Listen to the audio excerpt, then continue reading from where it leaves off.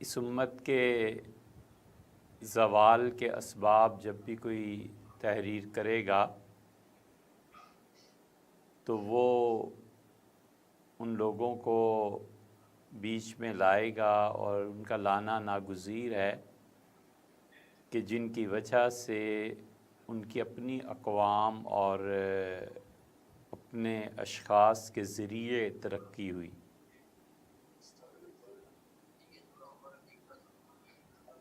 کسی نے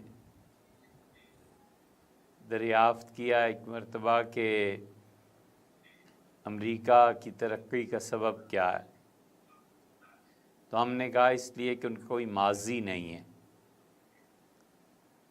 تو اگرچہ یہ بات کرنے میں ایک لطیفے کی بات تھی، لیکن اس بات کا تعلق حقیقت سے بھی ہے کہ ہم اب تک اس فخر میں کھوئے ہوئے ہیں کہ ہمارے آباء و اجداد ایسے تھے اور فلاں ایسا تھا اور فلاں ایسا تھا، اور زمانہ ہر حال میں نقد کا تقاضا کرتا ہے، ادھار پہ نہیں چلتا۔ وہ جو نبٹ گیا اور ہو گیا وہ ہو گیا۔ جتنے بھی چیلنجز یورپ کی طرف سے اٹھتے رہے اور یورپ ایک صدی کو بنانے کے لیے 2-3 صدیاں مسلسل محنت کرتا رہا، اس وقت ہم لوگ ایک حد تک خواب غفلت میں تھے، اور اس کے لیے جو اسباب اور ذرائع درکار تھے وہ بہت سے اسباب اور ذرائع بر صغیر سے وہ دولت اور پیسہ اور اسباب منتقل کیے گئے، اور پھر جا کر نشأت ثانیہ ہوئی ہے۔ یہ بہت بڑا موضوع ہے کہ یورپ کیسے اٹھا اور وہاں پہ کس طرح اسباب اور وسائل کو بر صغیر سے منتقل کیا گیا، اور یہ انتقال اسباب اس بنجر زمین میں کیسے کھاد بن کے سامنے آیا اور ترقی ہوئی۔ جو قحط پڑتے رہے اور ناقص منصوبہ بندی کی وجہ سے لاہور اور پنجاب جیسی زرخیز زمین، اور پنجاب دونوں طرف کا زرخیز، کیا وہ پاکستان کا اور کیا ہندوستان کا، گندم کھانے کو میسر نہیں اور لوگ مر گئے، اور ایک صدی میں 5-5 6 مرتبہ قحط جو پڑتے رہے، وہ اسباب کا منتقل کر دینا بھی تھا۔ اس زمانے میں ایک تو چیز جو جدید تعلیم تھی یہ بہت ضروری تھی، اس لیے برنیر نے اپنا جو سفر نامہ لکھا ہے وہ فرانسیسی تھے، اور یہاں ہندوستان میں انہوں نے بہت وقت گزارا، اور انہوں نے اس میں اورنگزیب عالمگیر رحمۃ اللہ علیہ کی جو تاج پوشی کی تقریب لکھی ہے وہ آپ حضرات پڑھیے۔ ہمارے وہاں مناظر حسن گیلانی صاحب وغیرہ نے اس پہ شک کا اظہار کیا ہے کہ یہ کتاب حقیقت میں ڈاکٹر برنیر نے لکھی بھی تھی یا نہیں لکھی تھی، لیکن اگر فرض کر لیجئے نہیں بھی لکھی تھی تو ایک بہت بڑا چیپٹر ہے مسلمانوں کے بر صغیر میں زوال کا، اسے آپ پڑھیے گا۔ اس کی انگلش بہت بہت ثقیل ہے، لیکن بہرحال ڈکشنری کی مدد سے اب بھی حل کی جا سکتی ہے، اس کا اردو ترجمہ بھی ہو گیا۔ اس کا خلاصہ یہ ہے کہ اورنگزیب جب تخت نشین ہوئے تو ان کے جتنے اساتذہ اور مختلف لوگ تھے انہیں مبارکباد دینے کے لیے حسب معمول آئے۔ بادشاہ کو نظر پیش کی جاتی تھی، وہ سب نے کیا، لیکن 1 مہینہ تک دلی میں ٹھہرنے کے باوجود وہ اپنے اساتذہ سے نہیں ملے۔ ڈاکٹر برنیر کہتے ہیں کہ مہینے کے بعد انہوں نے بلایا، اور جو کچھ انہوں نے کہا وہ یہ تھا کہ انہوں نے کہا کہ ہندوستان کے ارد گرد یورپ کے ممالک میں جو ترقی ہوئی ہے، میں نے آپ سے پوچھا کہ آپ لوگ مجھے بتائیں دنیا کدھر جا رہی ہے، اور آپ مجھے پرانے زمانے کی منطق اور فلسفہ اور ان چیزوں میں الجھائے رکھا، اور آپ نے مجھے اس پہ محنت کرائی، اور جو جدید دنیا تشکیل پا رہی تھی مجھے بالکل اس سے بے خبر رکھا، اور یہ کہہ کے کہ چند ایک نواب ہیں، ان کا کیا ہے، اور وہ مختلف چیزیں ایجاد کر رہے ہیں اس حقارت کے ساتھ کہ گویا ان چیزوں کی زندگی میں ہمیں ضرورت پیش نہیں آئے گی۔ تو میں نے 1 مہینہ تک جو آپ حضرات سے گفتگو نہیں کی، آپ کو نہیں پتہ تھا کہ ہندوستان کبھی میرے ہاتھ بھی آ سکتا ہے۔ یہ نتیجہ نکلا زمانے کے حالات سے بے خبری کا، اور اس کا نتیجہ پھر اور بھی نکلا کہ ہمارے بچے اب تک تعلیم اور اس میدان میں وہاں تک نہیں پہنچ سکے جہاں پہنچ کے ہم ان کے ہمسر ہوتے۔ تو تعلیم سے یہ بے خبری یہ کوئی چھوٹی سی چیز نہیں ہے، اللہ کا قاعدہ اور قانون ہے کہ جو دنیا اپنے تقاضے پیدا کرتی ہے، خدا ان تقاضوں پہ، ان اسباب پہ نتائج کو مرتب کرتا ہے۔ یہ نہیں ہو سکتا کہ کوئی انسان ایک کام کرے اور کام کے بعد اس کے نتیجے سے غیر متعلق ہو جائے۔ سیدنا عمر رضی اللہ عنہ نے اپنی وفات سے پہلے ایک خطبہ دیا تھا، انہوں نے اس میں جو بہت شاندار باتیں کہیں، ان میں سے ایک یہ تھی، اس خطبے کی ضرورت انہیں پیش آ گئی تھی حج میں، آخری حج جو انہوں نے کیا تھا، اور اس حج میں ان کا ارادہ ہو گیا تھا کہ وہ ایک تقریر کریں گے۔ تو عبد الرحمن ابن عوف رضی اللہ عنہ نے منع کیا، کامل المومنین اس وقت اگر آپ بات کریں گے تو سب لوگوں کے سوچنے سمجھنے کی سطح برابر نہیں ہے، تو یہ حج سے جو پلٹیں گے تو ہر آدمی آپ کی بات کا اپنا ایک نیا مطلب نکالے گا، لوگ سمجھ نہیں پائیں گے۔ مدینہ منورہ سنت کا مرکز ہے اور ہجرت کا گھر ہے، وہاں چل کے بات ہونی چاہیے۔ تو انہوں نے ان کی مانی، اور وہاں جا کے اس میں انہوں نے کہا کہ میں نے سنا ہے کہ لوگ بحث کر رہے ہیں کہ اگر عمر نہیں ہوگا تو پھر فلاں کو خلیفہ بنائیں گے، فلاں کو خلیفہ بنائیں گے، اور میں قسم کھاتا ہوں کہ اگر آئندہ میں نے ایسی بات کبھی سنی اور میری زندگی ہوئی تو میں ایسے لوگوں کو زندہ نہیں رہنے دوں گا۔ اور پھر انہوں نے کہا کہ تم کیا سمجھتے ہو خلافت اتنی معمولی سی چیز ہو گئی ہے؟ اور وہ ابو بکر رضی اللہ عنہ کی بیعت وہ اچانک ہو گئی تھی، اور یہ جو ایک دم سے بیعت ہو گئی تھی اس کے جو غلط نتائج نکل سکتے تھے، اللہ نے مہربانی کی اور ہمیں اس سے محفوظ رکھا۔ تو یہ کرامتیں روز روز نہیں ہوا کرتی۔ پھر انہوں نے بتایا کہ خلافت کیا، اور یہ تو اس لیے ہر آدمی جو کام کرتا ہے اس کے نتائج کا وہ ذمہ دار ہوتا ہے۔ مثلا آپ ایک جہان تصور کر لیں نیکی کا، تو نیکی کا جو جہان ہوتا ہے اس میں جو کام کرتا ہے اس کے نتائج اس کے سامنے آتے ہیں۔ یہ نہیں ہو سکتا کہ ایک آدمی عمر بھر نیکی کرتا رہے اور وہ نیکی کے جو تقاضے ہیں، خلوص ہے، اللہ کے لیے ہونا ہے، خالص، وہ صحیح بنیادوں پہ نیکی وغیرہ وغیرہ، اس کے تقاضے پورے ہوئے ہوں اور خدا اس نیکی کو ضائع کر دے۔ ایسے نہیں ہوتا۔ اللہ نے کہا ہے کہ اس کا قانون یہ ہے کہ لا یضیع اجر المحسنین، اللہ نیکی کرنے والوں کا اجر ضائع نہیں کرتا۔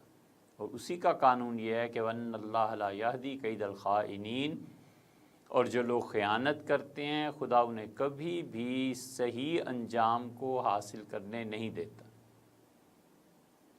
گناہ کی اپنی ایک دنیا ہے، اور اس گناہ کی دنیا میں سب سے بدتر گناہ آنکھ کا ہے،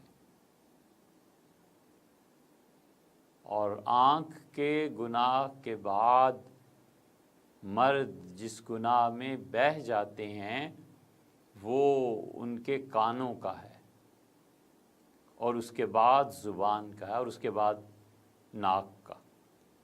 یہ سارے گناہ اس ترتیب سے آتے ہیں، اور عورت اس کے لیے سب سے بڑا گناہ اس کی زبان ہوتی۔ اگر اس گناہ کی دنیا میں گناہ ایک جسم کو فرض کر لیں تو اس کی روح نکلتی ہے جب مرد کی آنکھ درست ہوتی ہے اور عورت کی زبان درست ہوتی ہے۔ آخری لمحہ جب آنکھ پاک ہو جائے مرد میں اور عورت میں زبان پاک ہو جائے۔ بالکل ایسے ہی یہ فرد کی سطح ہے اور معاشرے کی سطح بھی بلند ہو جاتی ہے اور گر بھی جاتی ہے۔ اور وہ اسباب، وسائل اور ذرائع، آپ تاریخ کو دیکھیں تو کارل مارکس اس وقت اپنی کتاب لکھ رہا تھا، اور اس کا دوست اینگلز، یہ کوئی معمولی سی چیز نہیں تھی جو انقلاب برپا ہوا دنیا میں، اور روس نے جس بنیاد پر لوگوں کو کمیونزم کی طرف بلایا، اور روس کا جو انقلاب آیا اور مسلمانوں کی پوری ایک تہذیب کا ملیہ میٹ ہو گیا، 1917 میں وہ انقلاب عملاً سامنے آ گیا۔ ظاہر ہے کہ مارکس اس سے پہلے، اور مارکس نے ایک کتاب یہ لکھنی تھی اپنی، کیپٹل لاس، اور اس کے لیے کوئی 25 سال انہوں نے صرف کیے۔ اور ان 25 سالوں میں ہوا کیا کہ لندن میں ابھی تک وہ جگہ محفوظ ہے۔ ہم نے کئی بار جا کے اسے دیکھا، جہاں بھی بیٹھ کے اس نے ایک کتاب لکھی جس نے پوری دنیا کو ہلا کے رکھ دیا۔ اینگلز ان کے دوست تھے، اور وہ بار بار کہتا رہا کہ اس کتاب کو چھوڑو اور اپنا خیال کرو، حتیٰ کہ اس نے پھر مبارکباد بھی دی تو ان الفاظ کے ذریعے کہ وہ منحوس کتاب تمہاری ختم ہو گئی۔ مسئلہ کیا تھا؟ مسئلہ یہ کہ اس کتاب نے پڑھنے والوں میں انقلاب برپا کیا، اور وہ جو سوچ رہے تھے اور کہہ رہے تھے کہ جرمنی میں کل صبح کو انقلاب آ رہا ہے اور آنے والا جو سورج ہے یہ ہمارا طلوع ہوگا، ایسے نہیں ہوا، مگر اس کتاب کے اثرات اور اس کے بیج یہ جا کر پھوٹے رشیا میں، اور لینن اور سٹالن اور جیلیں اور حکومتوں کا ظلم ظاہر ہے پوری ایک تاریخ ہے۔ لیکن جو انقلاب آیا ہے اس نے پوری دنیا پہ اپنے اثرات مرتب کیے۔ علامہ اقبال اس کو دیکھ رہے تھے، اور علامہ کی جو نظر تھی وہ جانتے تھے کہ اس انقلاب کے بعد اب دنیا کس رخ پہ چلی جائے گی، اسی لیے انہوں نے ان کی جو چیزیں بہت زیادہ پڑھنے کے قابل ہیں ان میں ایک ابلیس کی مجلس شورا ہے۔ ڈاکٹر اسرار صاحب نے اس کی تشریح ایک جگہ کی ہے، وہ ابلیس کی مجلس شورا، اس میں شیطان کے جتنے بھی حواری ہیں وہ جمع ہوئے، اور وہ اس سے بات کرنے لگے کہ دنیا اب کیسے بدلے گی۔ تو پھر ایک نے اس سے پوچھا شیطان سے کہ اس سے کہا کہ وہ یہودی فتنہ گر، وہ یہودی جو دنیا کو آزمائش میں ڈالنا چاہتا ہے، وہ روح مصدق کا بروز، مصدق کی روح ایک مرتبہ پھر دنیا میں آ گئی۔ مصدق جو تھا یہ ایران کا بادشاہ تھا، کسی زمانے میں اسے وہ چیز سوجھی جو صدیوں بعد دنیا میں کبھی پیش آ سکتی تھی۔ جیسے ہندوستان میں تغلق تھا، بادشاہ محمد تغلق، اس کو اس وقت ارینجڈ سٹی کا سوجھا جب دنیا میں ایسے تصورات نہیں تھے، سفر نہیں ہوتا تھا۔ انہوں نے کون سا دیکھا ہوا تھا کہ کوفہ میں مسلمانوں نے کیسی تعمیرات کی تھی؟ وہ کوفہ کی تعمیر اسلامی تاریخ میں پہلی مرتبہ ایک ارینجڈ چیز تھی۔ حضرت عمر رضی اللہ عنہ اس کی نگرانی کے لیے لوگ بھیجے تھے اور بتایا تھا کہ کس طرح مسجد بنے گی، کس طرح لوگ آباد ہوں گے، گلیاں کیسے بنیں گی، روڈز کیسے بنیں گی، اور کوئی گلی ایسی نہیں ہوگی جس میں اونٹ کی سواری دونوں آنا اور جانا بیک وقت نہ ہو سکے۔ یہ سب تفصیلات لکھی ہوئی ہیں۔ اور تیر کے ذریعے ماپا جاتا تھا، تو انہوں نے کہا اس مقام پہ ایک تیر چلانے والا کھڑا ہوگا اور پوری قوت سے وہ تیر کو پھینکے گا چاروں طرف، اور وہ جہاں جہاں جا کر تیر گریں گے یہ تمہاری مسجد ہے، کیونکہ کل یہ شہر کینٹ چھاونی بن رہا ہے، فوجیں آ کے یہاں اتریں گی تو لوگوں کے لیے ایک بڑی مسجد وغیرہ وغیرہ، یہ سارا وہاں تھا۔ اور ہندوستان میں تغلق نے یہ کیا تو دلی اجاڑ کے وہ شہر بسانا چاہ، لوگوں کی سمجھ میں نہیں آتا تھا کہ ارینجڈ سٹیز کیا ہوتے ہیں۔ یہی حال ادھر بھی تھا کہ ان لوگوں نے وہ جو انقلاب تھا روس میں برپا ہوا، اور اس انقلاب نے پوری دنیا پر اثر مرتب کیا۔ تو مصدق جو تھا یہ بھی وقت سے پہلے کہیں پیدا ہو گیا تھا، وہ ایرانیوں کو بلاتا رہا اس چیز کی طرف کہ کھانا جو ہے یہ گورنمنٹ کا مسئلہ ہے، تمہارا نہیں، پوری پبلک پرسنل پراپرٹی نہیں رکھ سکتی، پراپرٹی گورنمنٹ کا حق ہے، گورنمنٹ تمہیں کھانا دے گی، تم اپنا کام کرو گے، ایک معاشی مزدور کی طرح تم لگے رہو گے، اور گورنمنٹ تمہیں گھر بھی دے گی، اور گورنمنٹ تمہیں سواری بھی دے گی۔ اور وہ جو اس نے اس زمانے میں معاذ اللہ استغفر اللہ ایک تجویز رکھی تھی اپنے انقلاب میں، وہ اللہ نہ کرے کبھی بھی دنیا میں وہ چیز آئے، مارکس بھی نہیں، کوئی بھی نہیں کر سکا۔ اس نے کہا نیشنلائز کرنا ہے کیپٹل کو، پیسے کو، اور نیشنلائز کرنا ہے زمینوں کو، اور اسی طرح عورتیں بھی نیشنلائز ہوں گی، کوئی رشتہ نہیں، کچھ نہیں، ملک بھر کی خواتین ان کی سپلائی گورنمنٹ کیا کرے گی، کوئی شادی نہیں، کوئی ارینجڈ میرج نہیں۔ یہ اس کا نظریہ تھا اس وقت، اور وہ کہتا تھا کہ دنیا میں تب جا کر انصاف آئے گا۔ یہ اس مصدق کی ذرا سی ایک بات ہے، اس کی تو پوری تاریخ ہے۔ تو اس نے کہا شیطان سے کہ علامہ اقبال نے جو مجلس شورا لکھی ہے ابلیس کی، اس نے کہا کہ وہ یہودی فتنہ گر، وہ روح مصدق کا بروز، وہ مصدق کی روح دوبارہ دنیا میں واپس آ گئی ہے، نیست پیغمبر ولیکن در بغل دارت کتاب، وہ پیغمبر نہیں ہے لیکن اس کی کتاب جو ہے یہ دنیا میں تباہی مچا دے گی۔ اس کتاب کی بنیاد پہ رشیا اور امریکہ کے آپس کے تعلقات اور یہ چیزیں، ظاہر ہے ہمارا سیاست موضوع بھی نہیں اور ہم جانتے بھی اتنا کچھ نہیں ہے، مگر روس بہرحال ایک حقیقت دنیا میں ہے، امریکہ بہرحال ایک حقیقت دنیا میں ہے، برطانیہ ایک حقیقت ہے جو دنیا میں ہے، اور ان ممالک نے دنیا کی ترقی میں، تخریب میں، تعمیر میں کام کیا ہے۔ ہماری پچھلی کئی صدیاں ان میں طاقت کا محور اور مرکز یہ لوگ ہی ہیں۔ ہوا کیا؟ ایک چیز یہ ہوئی کہ ہمارے پاس اسباب اور وسائل نہیں تھے۔ اب ٹھیک اس وقت میں دلی میں حضرت شاہ ولی اللہ رحمۃ اللہ علیہ کو دیکھیں، شاہ ولی اللہ رحمۃ اللہ علیہ کو آپ جتنی گہرائی سے پڑھیں گے اندازہ ہو جائے گا کہ اس شخص نے دلی جیسے ایک چھوٹی سی جگہ پہ بیٹھ کے ورلڈ آرڈر مرتب کیا کہ اس امت میں علماء کو یہ کرنا چاہیے، اس امت میں فوج کو یہ کرنا چاہیے، فلاں کو یہ کرنا چاہیے، فلاں کو یہ کرنا چاہیے، یہ کرو گے اس کے یہ اثرات اور نتائج مرتب ہوں گے، اور امت کا زوال اس کے بعد ختم ہو جائے گا۔ امریکہ بھی ورلڈ آرڈر مرتب کرتا ہے، چل رہا ہے، انہوں نے ورلڈ آرڈر مرتب کیا، یہ اتنا زرخیز دماغ تھا۔ فرق کہاں پہنچ کے پڑا؟ فرق دو چیزوں پہ پڑا۔ ایک تو یہ کہ مارکس اور شاہ ولی اللہ رحمۃ اللہ یہ آگے پیچھے کے لوگ ہیں۔ شاہ صاحب کا انتقال 1760 کے قریب ہوا اور مارکس کی بھی وہی زمانہ ہے۔ ایک چیز میں یہ فرق پڑ گیا کہ وہاں جو قومیں تھیں اور جن کو انہوں نے مخاطب کیا تھا وہ لوگ پڑھے لکھے تھے، وہ مارکس کے پیغام کو سمجھ گئے۔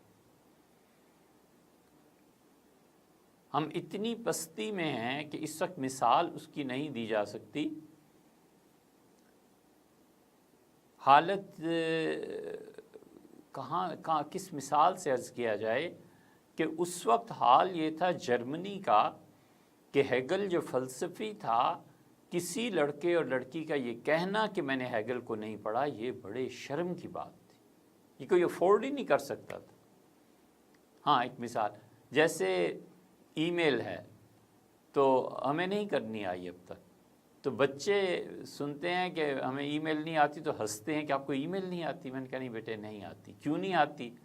وہ اپنی معصومیت سے سوال پوچھتے ہیں، تو ظاہر ہے کہ وہ بچے ہیں، انہیں کیا معلوم کہ دنیا میں اور بھی بتیرے کام ہیں، تو وہ کہتے ہیں اچھا ای میل نہیں آتی۔ یہ بالکل اسی طرح لوگ وہاں شرم کے مارے کہہ نہیں سکتے تھے کہ ہم نے ہیگل کو نہیں پڑھا۔ یہ جب نیا فلسفہ اور نئی چیز آئی ہے، پڑھی لکھی قوم نے اسے قبول کر لیا، اور قبول بھی ایسے کیا ہے کہ صدیوں کی کسر انہوں نے نکال دی۔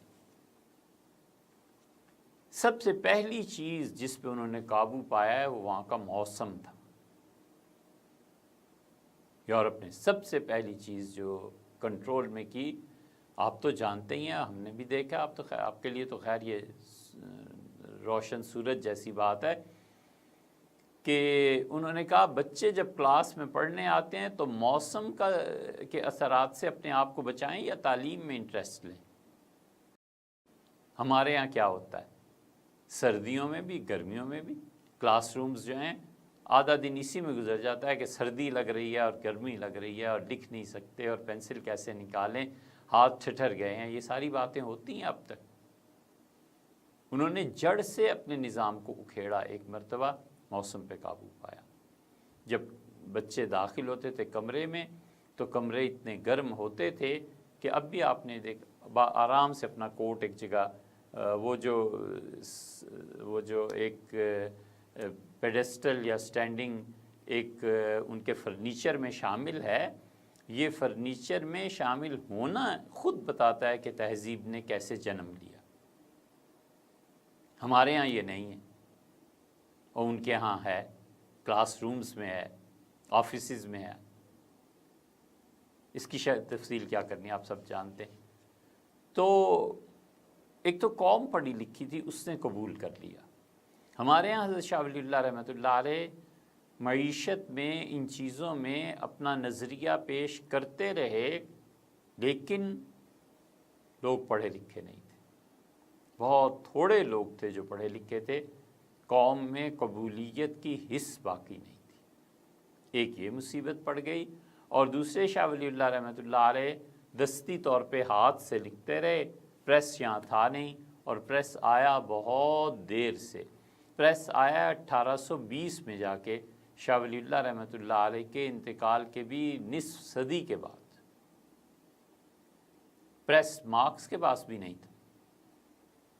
اس نے پھر اپنے سسرال کی کچھ چیزیں بیچیں، اس کی بیوی نے اس کی مدد کی، پھر انہوں نے سائیکلوسٹائل کیا، سائیکلوسٹائل کے ذریعے اپنے پیغام کو انہوں نے پہنچایا، اور روس جب پیغام پہنچا تو وہ پکوڑے بیچنے والے اور سموسے بیچنے والے وہ بظاہر سموسے بیچتے تھے، لیکن ظاہر ہے گورنمنٹ کی طرف سے پابندی تھی، تو وہ جو بھی پیغام مارکس کا اور کمیونزم کے لیے پبلک میں جو راہ ہموار کرنی تھی وہ اس میں چیزیں ڈال کے دے دیتے تھے۔ بظاہر وہ ایک لفافہ ہے، بظاہر وہ ایک کاغذ ہے جس میں مٹھائی لپٹی ہوئی ہے، جس میں نمکین چیز لپٹی ہوئی ہے، وہ گھر لے جاتا تھا تو کھاتا تھا یا نہیں کھاتا تھا، مگر اس پیغام کو پڑھتا تھا کہ اچھا اب یہ نیا میسیج آیا۔ اس طرح سے جا کر قوموں کی ذہنیت بدلی۔ تعلیم قوم میں نہیں تھی، اور اسباب، وسائل اور ذرائع جن تک پہنچنا چاہیے تھا وہ نہیں تھا۔ ہمیں اور آپ کو سن کے شرم آئے گی، اب تک شاہ ولی اللہ کی ساری کتابیں نہیں چھپی۔ ہم اتنے غافل ہیں کہ اب تک شاہ ولی اللہ محدث دہلوی رحمۃ اللہ علیہ کی کتابیں نہیں چھپیں۔ وجہ اس کی یہ بھی ہے کہ ان کی کتابیں فارسی اور عربی میں ہیں اور وہ زبانیں پٹ چکی، ختم ہو گئی، ہمارے یہاں معاشرے میں رہی نہیں۔ سرمایہ دار کہتا ہے کہ میں تو اس وقت سرمایہ انویسٹ کروں جب اس پہ مجھے نفع آئے، میں وہ کتاب کیوں نہ مارکیٹ میں لاؤں جس کتاب کو لوگ خریدیں اور اس پہ کچھ فائدہ ہو۔ اب تو وہ لکھنے پڑھنے کا معاملہ بھی آپ جانتے ہی ہیں کہ ذرائع کی تبدیلی کی وجہ سے کتاب سے آہستہ آہستہ میڈیا کی طرف منتقل ہو رہا ہے۔ اب تک کتابیں نہیں ہم چھاپ سکے، یہ بدقسمتی نہیں ہے تو اور کیا ہے کہ اتنے عظیم مفکرین یہاں پیدا ہوتے رہے اور کچھ بھی نہیں تھا۔ علامہ اقبال جیسے آدمی نے اشتہار دیا اخبارات میں کہ میں اب عمر کے اس حصے میں پہنچ گیا ہوں کہ میں زیادہ کیسز نہیں لے سکتا اور عدالت میں جا کر قانون اور پیروی کرنا مقدمات کی مجھ سے ہو نہیں سکتا، تو اگر میرے لیے 50 روپے کا بندوبست مسلمان کر دیں تو میں ان کے لیے اتنے اچھے کام کر دوں۔ 50 روپے پورے ہندوستان میں کیا چیز تھی؟ اشتہار دینا پڑا اس غیرت مند آدمی کو جو ہمیں شاہین کا ماڈل پیش کرتا رہا اور کہتا رہا آخر کوئی تو مجبوری پیش آئی ہوگی۔ تو تعلیم نہیں اور اسباب، وسائل اور ذرائع نہیں، یہ تو پھر پریس آیا شاہ عبدالعزیز صاحب رحمۃ اللہ علیہ کے دور میں، پھر انہوں نے لکھا ہے تحفہ اثنا عشریہ وغیرہ میں بھی اور جگہ پہ بھی کہ میں نے اپنے والد کی چیزیں چھپنے کے لیے بھجوائی۔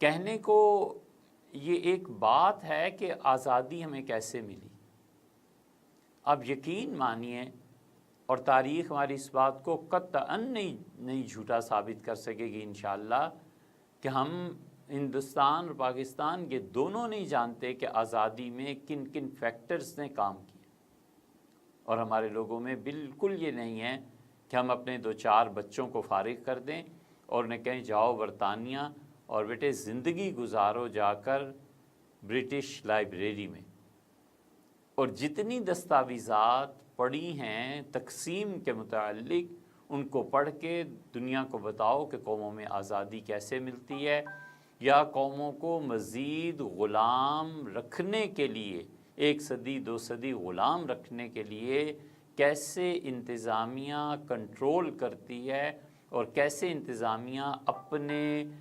نمائندے غلام قوموں میں چھوڑ کر جاتے ہیں کہ تم اس غلامی سے فی الحال کئی صدیوں تک باہر نہیں نکلو گے۔ فرق صرف اتنا سا ہے کہ غلامی میں پہلے ہم گورے تمہارے سر پہ تھے، اب کالے آ جائیں گے، تم ہماری غلامی سے بظاہر نکل جاؤ گے، لیکن ہم تمہیں تمہارے ہم وطنوں کی غلامی میں دے رہے ہیں جہاں کوئی نظام نہیں ہوگا۔ یہ سب چیزیں ہونی ہیں۔ یہ انڈیا میں جو اب مکروہ فیصلہ چند دن پہلے آیا ہے، یہ سب اس غلامی کے نتیجے ہیں کہ ہم اب تک اس نظام سے نہیں نکلے۔ انگریز ڈپٹی کمشنر بڑی چیز ہوتا تھا، ضلع پورے اس کے قبضے میں ہوتے تھے، انصاف ہوتا تھا، ان کی اچھی باتیں بھی تھیں۔ اور وہاں ایک دستاویز پڑھی ہے جس سے پڑھ کے پتہ چلتا ہے کہ انگریز جانتے تھے کہ ہم اس خطے پہ حکمران نہیں رہ سکیں گے، اور انہوں نے آہستہ آہستہ آہستہ آہستہ یہ ہمارے ہاں جو CSS کے ایگزام ہوتے ہیں اور آپ کے ہاں انڈیا وہ جو ایک ترقی کا امتحان ہوتا ہے، کس طرح انہوں نے اس پورے نظام کو تبدیل کیا، اور انہوں نے کہا ہندوؤں اور مسلمانوں کو لاؤ اس تعلیم کے میدان میں، اور تعلیم کے میدان میں لا کر جو پوسٹس ہیں بڑی بڑی ان پہ بٹھاؤ، وہ بچے ہمارے نظام تعلیم سے فارغ ہو کر جائیں، ہم نہیں ہوں گے لیکن یہ ہمارے نمائندے ہوں گے، ہماری تہذیب ہماری تعلیم کے رکھوالے آئندہ سے یہ ہوں۔ تو 80-90 کے قریب آہستہ آہستہ آہستہ آہستہ تبدیل کرتے کرتے 47 کے آتے آتے مسلمان اور ہندو آفیسرز آ گئے تھے، انتظامیہ تبدیل کی۔ ہم اب تک اسی کے تحت ہیں، ہم اب تک انہی جماعتوں کے ساتھ چل رہے ہیں، اس لیے کہ تعلیم نہیں ہے۔ ہمارے بچے تعلیم کے ذریعے غلام بن رہے ہیں، انہیں صرف وہ کچھ پڑھایا جا رہا ہے جس سے پیسہ کمایا جا سکتا ہے، تہذیب نہیں ہے، اخلاقیات نہیں ہیں۔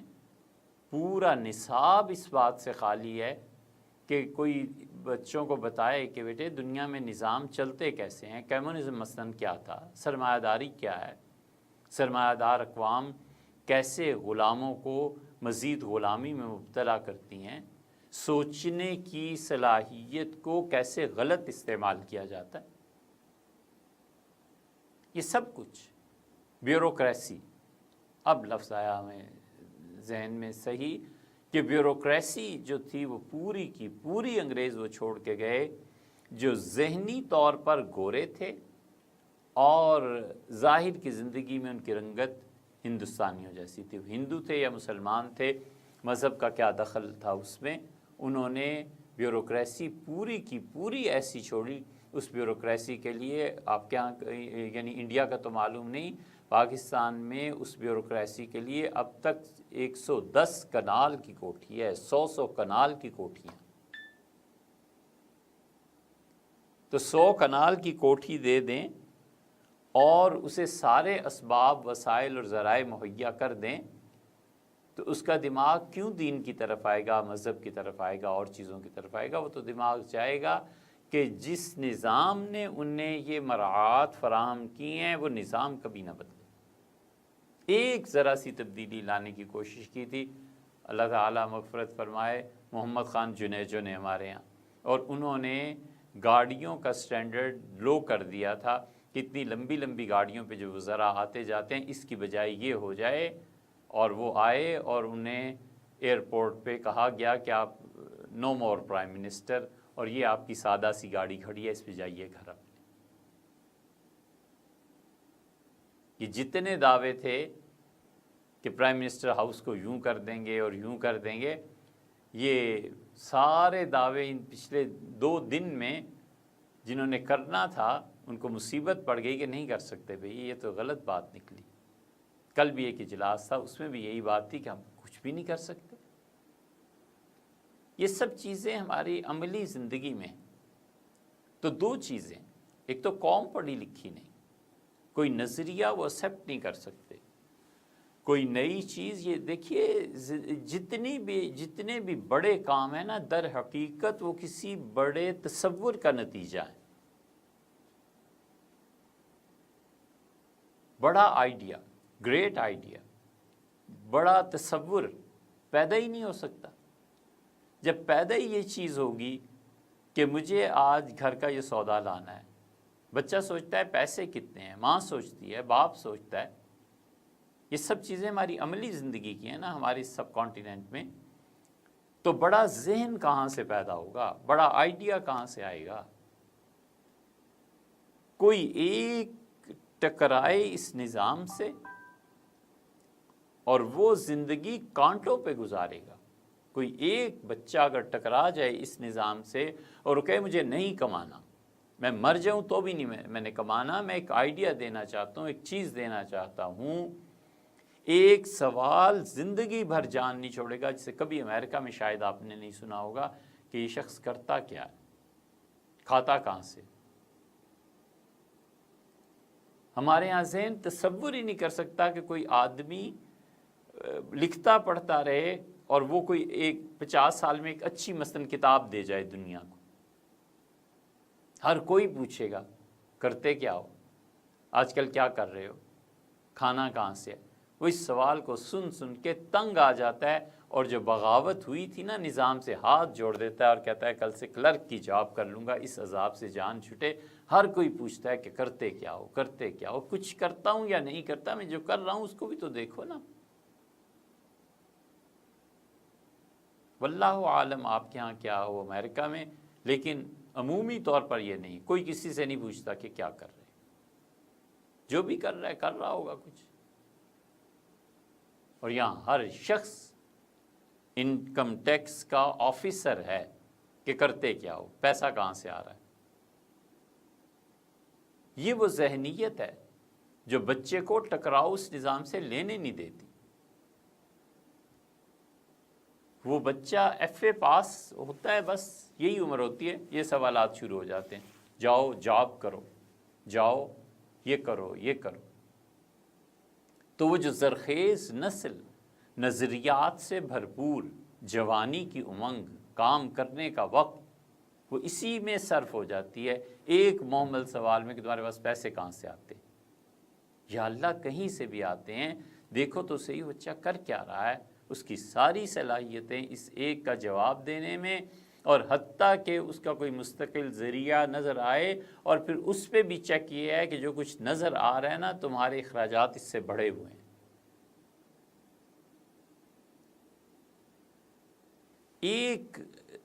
ایک آدمی نہیں ہے جو یہ طے کرے کہ میں نے اپنے بچے کو 10 15 20 سال کے لیے انگلینڈ بھیج دینا ہے کہ بیٹے جاؤ بتاؤ آزادی کیسے ملی تھی، انگریز گئے کیسے تھے، ہماری قوم میں کیا کیا نقائص تھے اس وقت، کیا اچھائیاں تھیں۔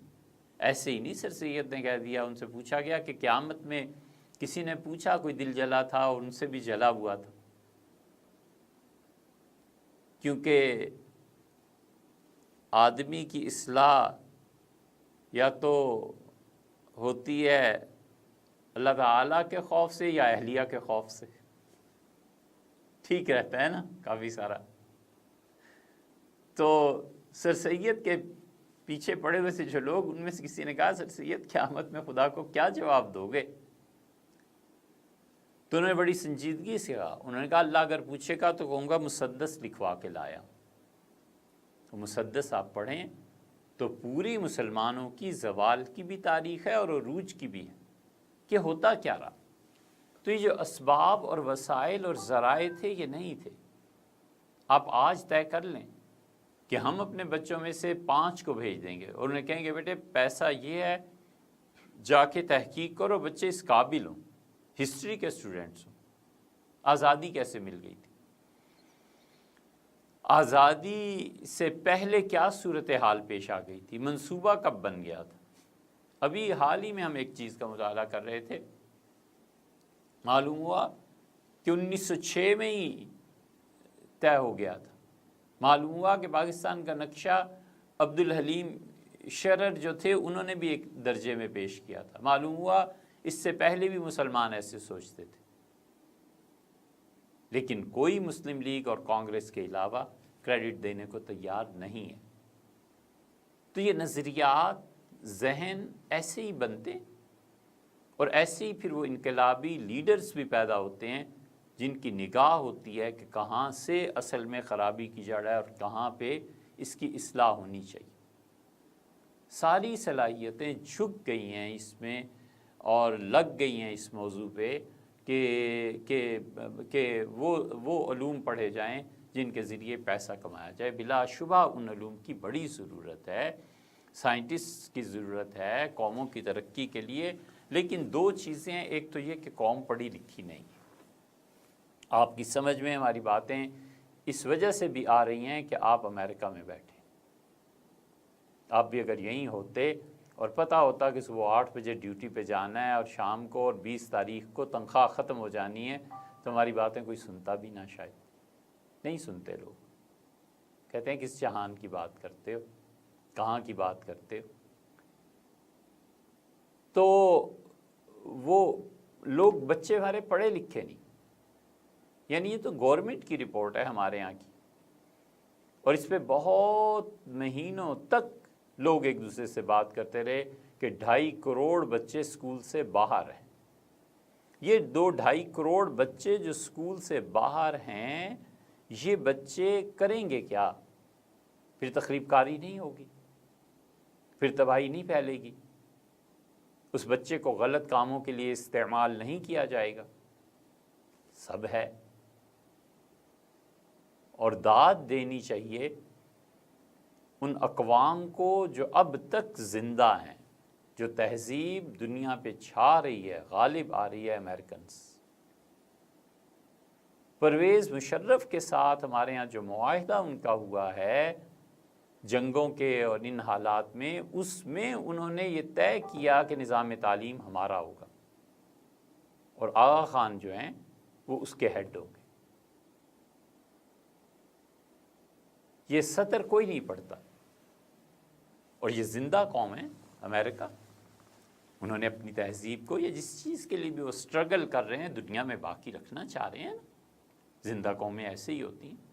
انہوں نے کہا تعلیم جو ہوگی وہ ہوگی اس ملک میں جو ہم چاہتے ہیں، اور اس کے لیے آغا خان صاحب کو اور یہ وہ ساری چیزیں۔ تو اس لیے جلد یا بدیر 1 صدی کے لیے یورپ نے 2 صدیاں پوری کھپا دیں، موسم پہ قابو پایا، تہذیب ابھری، تعلیمی نصاب مرتب کیے گئے، تعلیمی نصاب کے لیے کمیٹیاں مقرر کی گئیں، ہر 4-5 سال کے بعد تبدیلی، نئی سے نئی چیز مارکیٹ میں آ رہی۔ بڑا سنگین لمحہ ہے، بڑا سنگین لمحہ ہے۔ آپ یقین مانیں قومیں یہاں آ کر ٹرننگ پوائنٹ پہ آ جاتی ہیں۔ یہ جو اب لمحہ ہے نا، یہ میڈیا جو آزاد ہو گیا ہے، یہ بالکل یورپ میں ایسے ہو گیا تھا، اور انہوں نے کلیسا کو چیلنج کرنا شروع کر دیا تھا۔ انہوں نے کہا یہ سب مذہبی خرافات ہیں، نہیں مانتے۔ یہ ٹرننگ پوائنٹ اس میڈیا کی وجہ سے اب آ رہا ہے۔ ہمارے بچے اسلام کی مسلمات سے انکار کر رہے ہیں، ایک لے دے کے حضرت رسالت مآب صلی اللہ علیہ وسلم کی عزت، ان کا احترام مسلمانوں کے دلوں میں اب باقی ہے۔ یہ 50-60 سال بعد یہ بھی نہیں رہنے کا۔ وہ تاریخ اور حدیث کی کتابوں کو نکالیں گے، وہ کہیں گے کہ تمہارے نبی صلی اللہ علیہ وسلم یہ کرتے رہے، یہ کرتے رہے، یہ کرتے رہے، یہ کرتے رہے۔ ولیعذ باللہ یہ 50-60 سال بعد اس میڈیا نے اتنا ذہن کو تبدیل کر دینا ہے کہ یہ خاکے ہمارے ملکوں میں بنیں گے، کوئی پوچھنے والا نہیں ہوگا۔ الارمنگ سچویشن نہیں ہے یہ جو انڈین سپریم کورٹ نے ابھی چند دن پہلے فیصلہ دیا ہے، یہ کیا ہے؟ ہم نہیں پابندی لگا سکتے، ہم اپنے بچوں کو اب نہیں کہہ سکتے کہ بیٹے یہ کتاب پڑھو اور یہ نہ پڑھو۔ وہ کھولے گا تاریخ کو، وہ کہے گا اچھا خلافت بھی یوں ہوتا رہا، فلاں جگہ یوں ہوتا رہا، کون جواب دے گا اس کا؟ اسباب اور وسائل نہیں تھے۔ شاہ ولی اللہ رحمۃ اللہ علیہ کے پاس ہوتے اور قوم پڑھی لکھی ہوتی تو بہت کچھ ہو سکتا تھا۔ اب بھی ہماری قوم پڑھی لکھی نہیں ہے، اب تک یہ حال ہے۔ وہ پریس کا دور تھا نا، مارکس کو پریس میسر آیا اور کارل مارکس نے دنیا کو ہلا کر رکھ دیا۔ چھپتی تھی چیزیں، ٹائپ ہوتی تھی، پہنچتی تھی۔ اور شاہ صاحب رحمۃ اللہ علیہ کی کتابیں، ہم بدقسمت اب تک پوری کتابیں ہی نہیں چھاپ سکے کہ کوئی ایسا ادارہ ہوتا جو شاہ صاحب رحمۃ اللہ علیہ کی کم سے کم کتابیں ہی چھاپ دیتا کہ یہ جو گریٹ تھنکر تھا، اس نے یہ نظام ہمارے سامنے رکھے تھے، یہ ہمیں کہا تھا۔ اس وقت پریس کا رونا تھا، اب رونا میڈیا کا ہے۔ اب یقین مانیں،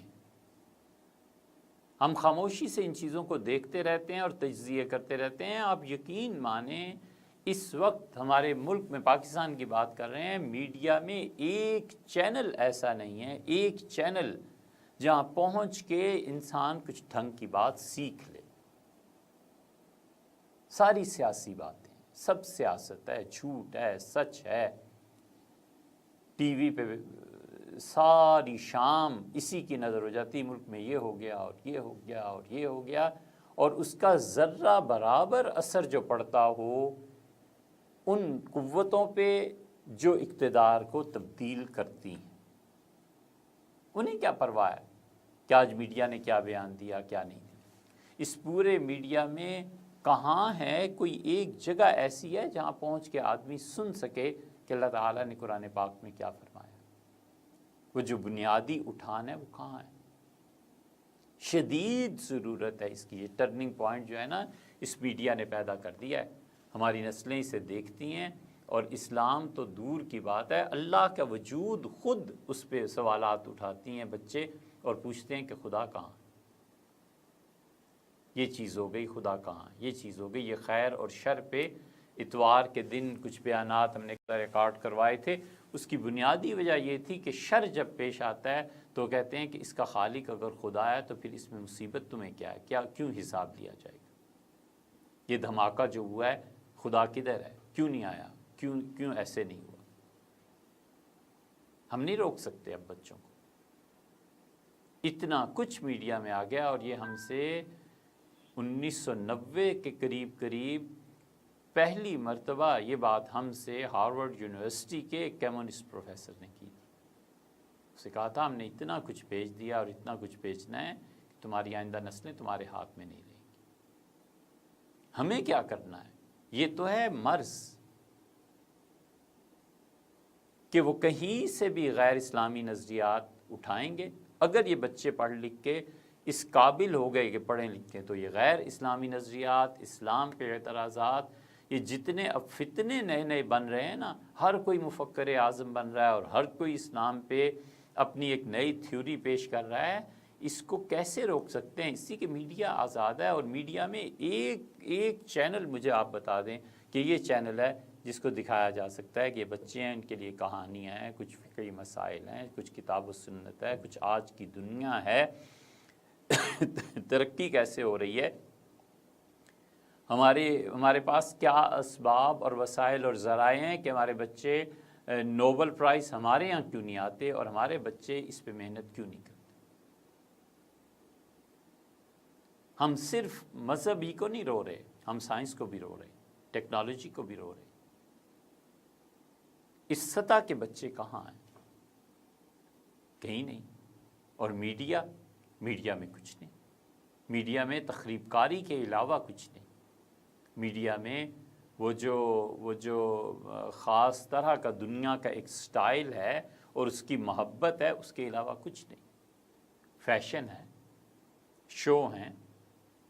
اب بچوں کے دل میں تمنا پیدا ہوگی کہ یہ برانڈ میرے پاس بھی ہونا چاہیے، اس کے لیے کام کرے گا، محنت کرے گا، معاشی طور پہ اپنے اسباب اور وسائل اور ذرائع ادھر کو استعمال کرے۔ حضور اقدس صلی اللہ علیہ وسلم کی سیرت طیبہ پہ ایک چیز نہیں ہے آپ کے پورے میڈیا میں کہ کوئی بیان کرے کہ رسول اللہ صلی اللہ علیہ وسلم کی زندگی کیا تھی۔ اسپین پوری تہذیب ہے، ڈاکومنٹریز نہیں ہیں اسپین پہ اس تفصیل کے ساتھ جو ہونی چاہیے کہ اس زمین میں کیا ہوا تھا، مسلمان کیوں نکالے گئے تھے، کیا کیا چیزیں پیش آ گئی تھیں، تاکہ اس تاریخ سے ہم سبق سیکھیں کہ آئندہ سے مسلمانوں کا لائحہ عمل کیا ہونا چاہیے۔ تعلیم نہیں ہے، پڑھنے والے نہیں ہیں، چلیے پڑھنا تو کم ہو گیا، سننے والے وہ جو سنجیدہ، تو اتنا میٹیریل کہاں ہے؟ ایجوکیشن پہ کوئی ایک آپ میڈیا میں بتائیں، ہمیں تو نہیں معلوم کہ جو ایجوکیشن پہ زور دیتا ہو، انگلش ہی پڑھا دے یار۔ آج سے 50 سال پہلے پی ٹی وی پیش کیا کرتا تھا عربی سیکھیے، فارسی سیکھیے، کچھ نہ کچھ لوگ اسے دیکھتے تھے اپنے انٹرسٹ کے طور پہ کہ اچھا یہ ایک زبان ہے، اسے پڑھنے کی کوشش کرتے ہیں۔ ہم کہتے ہیں انگلش ہی کی کوئی فرینچ کے ٹیوٹر مل جائے، میڈیا میں آ کے پڑھا دے ہماری قوم کے بچوں کو کہ فرینچ یہ ہے، جب وہ فرینچ پڑھیں گے تو ان کے لیے فارسی کے ہم پلہ اسلام پہ لٹریچر کھلے گا، اور پھر پتہ چلے گا کہ اسلام پہ کیا کیا اعتراضات ہیں حضور اقدس صلی اللہ علیہ وسلم کی ذات گرامی قدر پہ، اور اس کے جوابات کیا ہیں۔ نہیں ہیں چیزیں، میڈیا نہیں ہے ہمارے پاس، یہ زوال ہے۔ اس لیے جو کرنے کے کام ہے نا، ان میں سے ایک چیز تعلیم ہے، بس یہ چیز ہے۔ ہمارا خیال ہے، ممکن ہے غلط ہو، ممکن ہے تاریخ سے غلط ثابت کر دے، لیکن ہر دور میں لوگ خیال کا اظہار کرتے ہیں، ایک چیز بس تعلیم ہے کہ ہمارے بچے کسی طرح تعلیم میں آ جائیں، ایسے ادارے بن جائیں جو انہیں 40% تعلیم دیں اور 60% تربیت دیں۔ 60% جو تربیت ہے نا، اتنے گراؤنڈز بھی چاہیے، اتنے سوئمنگ پولز بھی چاہیے۔ یہ بظاہر چھوٹی چھوٹی باتیں ہیں، لیکن بڑا فرق پڑ جاتا ہے۔ جس بچے نے پڑھا ہوا ہو اور اس کے اسکول کا رقبہ، فرض کر لیجئے، اب جدید دور کے تو پتہ نہیں میئرمنٹس، مگر پہلے ہوتا تھا نا، کنال ہوتا تھا اور مربع ہوتا تھا، تو جو بچے ان سکولز میں پڑھتے ہیں جہاں بڑے بڑے پارک ہوتے ہیں، بھاگ دوڑ سکتے ہیں، کھیل سکتے ہیں، کہیں گوشے میں جا کر بات کر سکتے ہیں، ان کی اٹھان میں اور ان بچوں کی اٹھان میں جو ایک یونیورسٹی، اور یونیورسٹی بھی کیا، اتنے کمرے اور وہ بھی ایک فلیٹس بنے ہوئے ہیں، اور اس میں ان دونوں کی سوچ میں فرق پڑ جاتا ہے، ان دونوں کی سمجھ میں فرق پڑ جاتا ہے۔ ماڈلز، اساتذہ، تعلیم نہیں ہے، تعلیمی ادارے نہیں۔ ایک تعلیمی ادارہ بنا تھا، پوری دنیا کو اس نے انڈائریکٹلی اپنی لپیٹ میں ان 2 اداروں نے لیا ہوا۔ اب تک دیوبند کے اثرات پوری دنیا پہ مرتب ہوئے، کہیں ڈائریکٹ، کہیں انڈائریکٹ۔ جتنا امریکہ نے وارز لڑی ہیں افغانستان میں، ان علاقوں میں، اور اس سے جو اکانومی پہ فرق پڑا ہے، جو تہذیب پہ فرق پڑا ہے، یہ جو نصف صدی سے تو ہم سب دیکھ رہے ہیں، یہ آگے بھی ابھی چل رہا ہے نا سارا پروسیس۔ اس کو پیچھے جا کر اگر آپ دیکھیں گے کہ کون سے عناصر و قوتیں ہیں، تو اس میں خالصتاً وہابیت نظر آئے گی۔ مدینہ یونیورسٹی کے لوگ، اور جنہوں نے سپورٹ کیا تھا انہیں دیوبند کے، اب ظاہر ہے ڈائریکٹ پڑھے ہوئے تو نہیں، انڈائریکٹلی۔ اور ایک علی گڑھ نے پوری دنیا کو متاثر کیا ہے۔ علی گڑھ کے پڑھے لکھے لوگ، انہوں نے پالیسیز بنائی، ان پالیسیز کے نتیجے میں بنگلہ دیش بنا، اس کا اثر دنیا پہ پڑا، یہ مملکت بنی، اچھی ہے یا بری، اس کا اثر دنیا پہ پڑا ہے۔ اور دنیا کی تاریخ میں خاص طور پہ مسلمانوں کے لیے پاکستان، اللہ کا شکر ہے، وہ اسے اب بھی خدا کا بہت بڑا انعام سمجھتے ہیں، اور وہ کوئی جتنے بھی ہم برے ہوں، جتنے بھی خراب ہوں، لیکن اس امت پہ کوئی بھی کڑا وقت آتا ہے تو سب کی نظریں ادھر کو ہی اٹھتی ہیں۔ سب کہتے ہیں پاکستان سے پوچھو، سب کہتے ہیں وہاں سے حاصل کرو کوئی رہنمائی۔ سعودیہ کو دیکھ لیں، یمن کو دیکھ لیں، یہ سیاسیات کی باتیں، لیکن بس خدا کا ہے ایک نظام۔ ہمارے بچے پڑھے لکھے نہیں، یہ تعلیمی ادارے اتنا کام کرتے ہیں۔ ایک تعلیمی ادارہ کوئی بڑا وسیع پیمانے پہ آپ قائم کر دیجیے، زندگی بھر بس یہی کام ایک کرنے کا ہے، ہم زیادہ کر نہیں سکتے، بس ایک ادارہ قائم کر دیجیے۔ ہم نے گلزار صاحب سے اب کئی مرتبہ کہا ہے کہ وہ جو زمین لی ہوئی ہے، اب اس کی کوئی کمیٹی بناؤ، کچھ کرو اس کا، یہ تعلیمی ادارہ آپ قائم کر لیں۔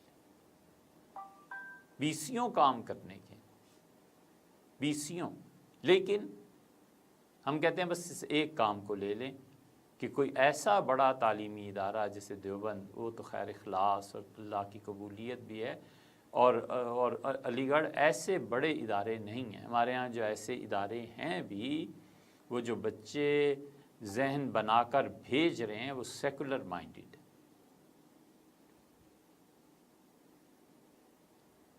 یہ وہ تاریخ کا، اور دوسرے میڈیا، یہ ٹرننگ پوائنٹ۔ میڈیا جو کچھ دے رہا ہے اس میں مثبت چیزیں نہیں ہیں، منفی چیزیں۔ وہ انہیں اپنی تاریخ سے بے خبر کر رہا ہے، وہ انہیں اپنی تہذیب سے بے خبر کر رہا ہے، وہ ایک نئے آئیڈیا کو لا رہا ہے، اور وہ یہ کہ بس یہ دنیا آخری چیز ہے، تمہاری محنت اور کاوش کا مرکز۔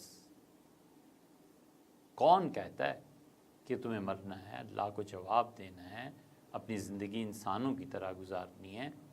معصیت اور نافرمانی سے توبہ کرنی ہے، یہ میڈیا کا سبجیکٹ ہی نہیں، ٹریننگ نہیں ہے۔ اس لیے یہ کوتاہی اب پچھلے کئی دہائیوں سے یہ کوتاہی ہو رہی ہے۔ ہمارے پاس جو خبر پہنچتی ہے وہ CNN اور فلاں اور BBC ان ذرائع سے پہنچتی ہے۔ آزاد میڈیا کہاں ہے؟ یہ تو انٹرنیشنل لیول کی بات ہو گئی نا، نیشنل لیول پہ میڈیا کہاں ہے، افراد کہاں ہیں؟ اس لیے یہ دونوں کام کرنے کی، ایک تعلیمی اداروں کا قائم کرنا، اور تعلیمی اداروں میں بھی ہمارے شہر خالی ہو گئے ہیں اس سے کہ بچوں کا ادارہ الگ ہو اور بچیوں کا الگ ہو۔ بڑے بڑے دیندار، وہ جو تہجد اور تسبیح جن کی زندگی میں نمایاں طور پہ نظر آتی ہے، اپنی بیٹیوں کے معاملے میں پریشان ہیں، کدھر لے جائیں، کس ادارے میں لے جا کر داخل کریں، وہی ادارے۔ اور اس زوال کے نتیجہ آپ جانتے ہیں، یہ پچھلے 20-30 سال میں جو کو ایجوکیشن ہمارے ہاں عام ہوئی ہے، یہ ابھی جو وکلاء آئے ہیں اور جو ججز آئے ہیں اپنی چھٹیاں اگست وغیرہ کی گزار کے، انہوں نے ہمیں کہا کہ ان چھٹیوں کے بعد جب آئے ہیں تو 300 سے زیادہ رجسٹرڈ کیسز طلاق کے۔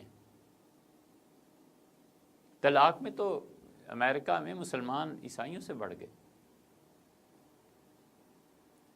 اور ان کا 46 کیسز، ایک وکیل نے کہا ہمارے پاس ایسے ہیں جو شادیاں صرف لو میرجز تھیں اور 1 ہفتے سے زیادہ نہیں چل سکی، دونوں خاندان تباہ ہو گئے، یہ بھی اور وہ۔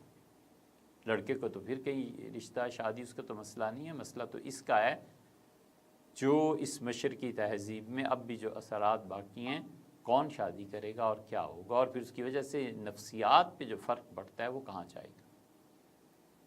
اس لیے یہ میڈیا اور تعلیم دونوں چیزیں اب ایسی ہو گئی ہیں کہ ہمیں اس کا سوچنا چاہیے، کوئی تو سوچے، کوئی تو کام کرے، کہیں سے تو آغاز ہونا۔